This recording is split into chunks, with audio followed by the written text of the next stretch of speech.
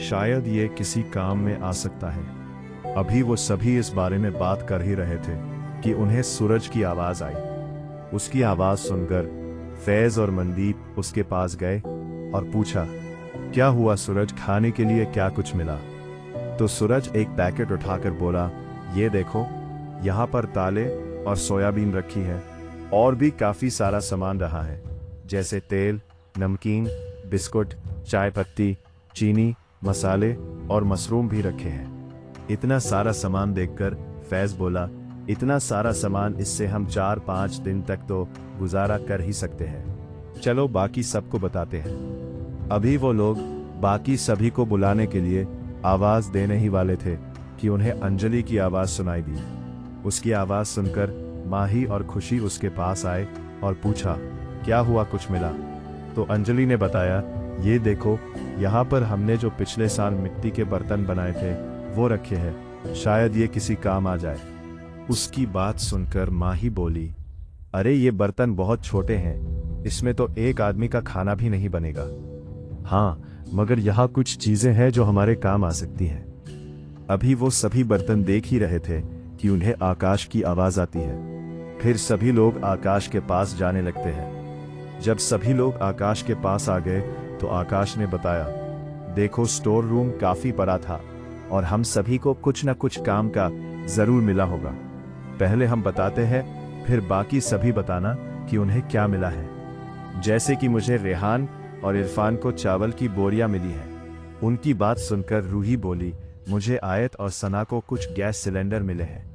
फिर माही बोलती है कि मुझे अंजलि और खुशी को कुछ मिट्टी के बर्तन मिले हैं। वैसे तो वो काफी छोटे हैं, मगर हम उनमें से कुछ बर्तनों का इस्तेमाल कर सकते हैं। सभी की बात सुनकर सूरज हंसते हुए कहता है कि तुम सभी को बस काम में आने वाला सामान मिला है और हमें पकाने और खाने का सामान मिला है।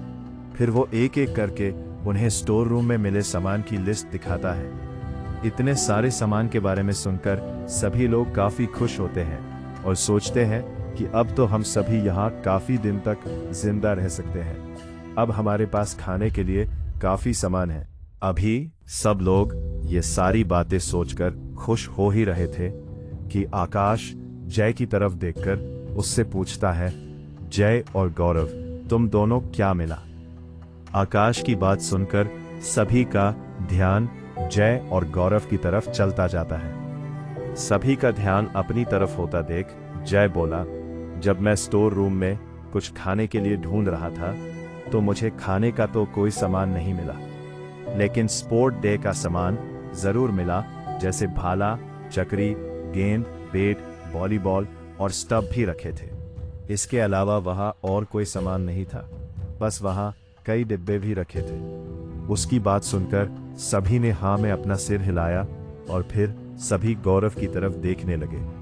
फिर गौरव ने एक लंबी सांस ली और बताया, तुम सभी को ये बात तो याद ही होगी कि अभी कुछ दिन पहले हमारे कॉलेज में एक कार्यक्रम हुआ था जिसमें काफी दूर दूर से लोग आए थे और उन सभी के सोने का इंतजाम कॉलेज में किया गया था। उसकी बात सुनकर रेहान बोला, हाँ, वही कार्यक्रम जिसमें दूसरे कॉलेज से कई लड़कियां भी आई थी। मगर उस बात का तेरी बात से क्या ताल्लुक है? ऐसा भी क्या मिल गया है तुझे? तो गौरव ने बताया, उस कार्यक्रम में जो गद्दे इस्तेमाल हुए थे वो अभी भी कॉलेज में ही रखे हैं। उसकी बात सुनकर पहले तो सभी को हैरानी हुई, मगर फिर सभी को इस बात की खुशी थी कि अब उन्हें जमीन पर नहीं सोना पड़ेगा। उसके पास अब कुछ नीचे बिछाने के लिए है।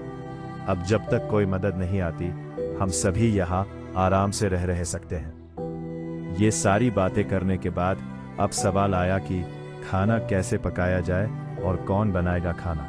अब इस कहानी में आगे और क्या होगा जानने के लिए सब्सक्राइब करें हमारे चैनल को और घंटी का बटन दबाना ना भूलें ताकि हमारा हर पार्ट आपके पास सबसे पहले पहुंचे।